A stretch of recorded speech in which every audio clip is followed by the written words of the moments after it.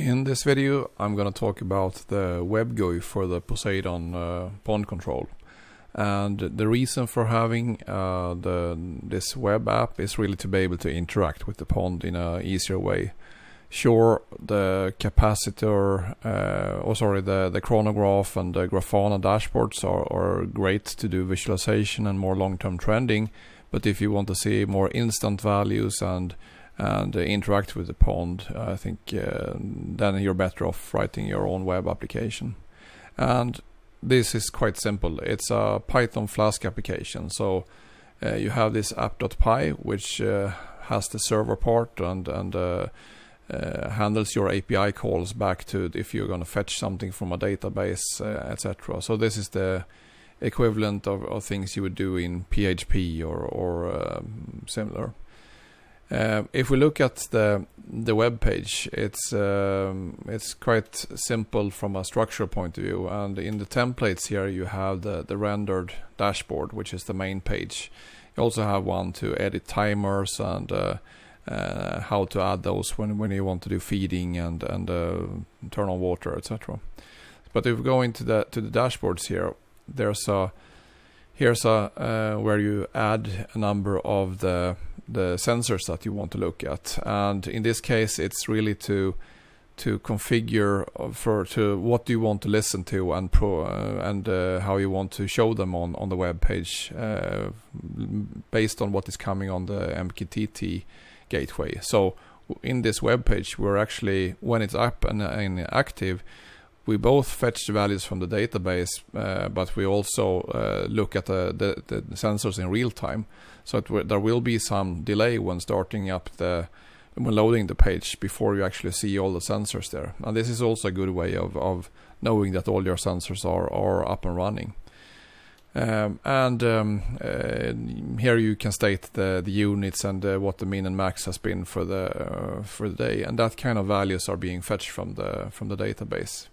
But you can see that in the code. And I mean, this is not, as you can see, this is not configurable in that way. But since this is so simple, I prefer to keep it as a regular web page, and you can do your own changes. And this is just a boilerplate or ideas. I think one thing you can see if you look in the web GUI to the right here, it's if you press the button or flip the switch for example for the water level, or that you want to turn that on, that is something that you will then get here in the we can go down to flip. So we do a slider change on the water. That was the action that was registered.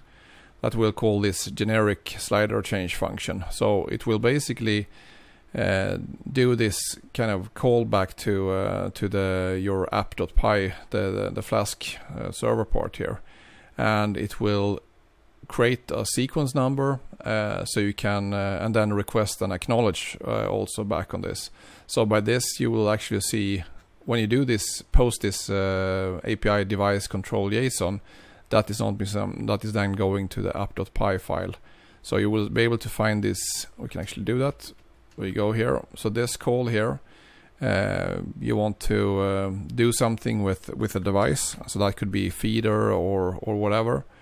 If we go to our app.py here and search, you will find here that this is where we serve this request. And by that we are publishing just to the MQTT gateway, since you can't actively you need to be able to do this on the server part here, to post things on MQTT or read from a database and so on. And when that's ready, request acknowledge, it will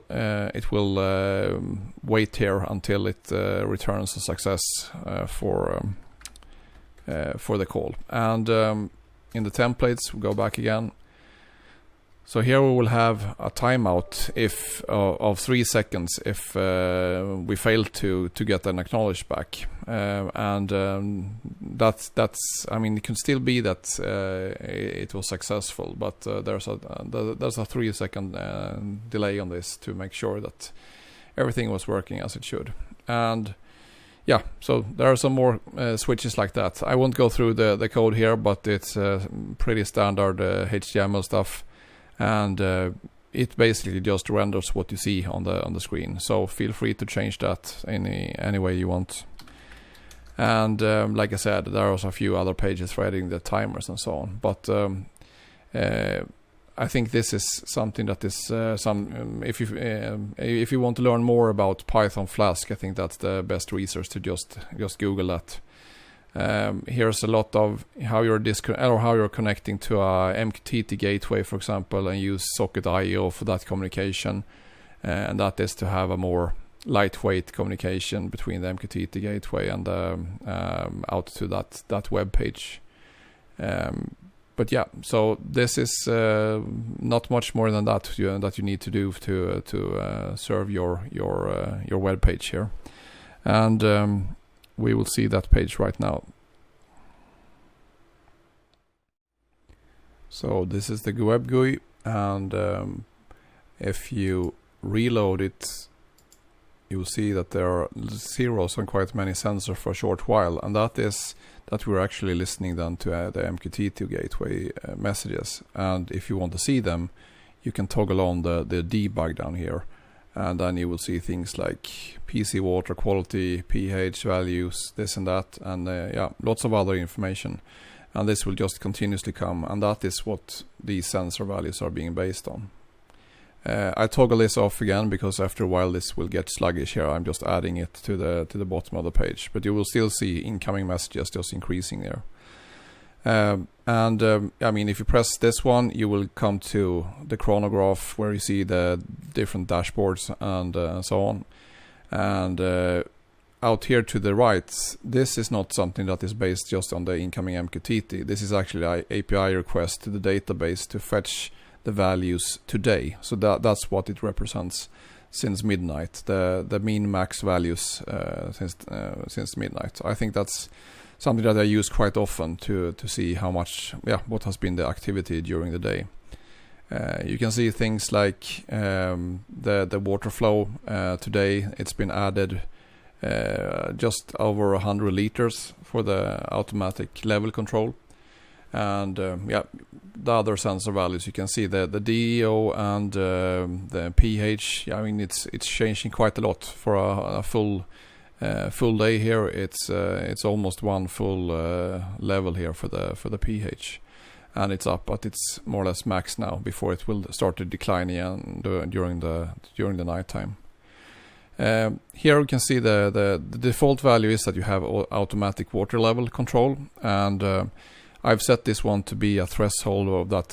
It's considered to be low at 86 or 87, and then high at above 88 or something like that. So, and since these values will always just go between roughly 86 up to 91, 92, it will be like a binary switch, but you will still monitor and follow these trends over time.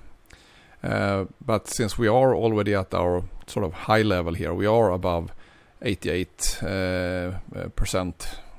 Oh, this should actually be changed. I will do that right after the movie here. It should be showing in percent. It used to be in millimeters, but now it will be in a percent level. And this is how you control it. So you have the automatic water level, and if I try to turn on the pond water now, it will get an ACK, but it will still toggle back to off. And this is why, because you already have the automatic water level. So that one will auto turn off because it already thinks that you are above the threshold. So if you want to force it on, you need to turn off the automatic water level and then turn on the water.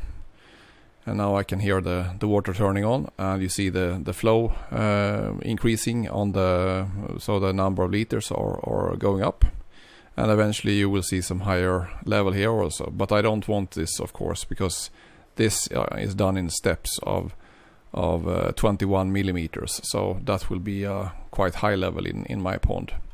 But yeah, so if I turn on the auto level again, it will switch off it again, and again control it to that kind of level that I already set. And this has been working fault free, and that is great. there was some more issues when I had the e-tape, and that it all of a sudden could start to fill too much. And then you can add timers or feed the fishes here. If you press this one, it will default feed maybe a teaspoon or something like that to your fishes. But more on details on that in the fish feeder YouTube video.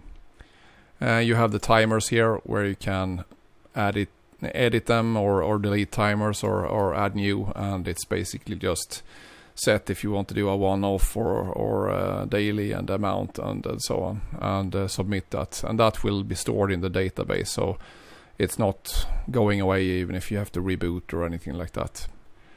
So yep, that's how the web app looks like. And if you don't want to change anything, you don't have to do it. You just start it together with the other services when you start the Poseidon web control.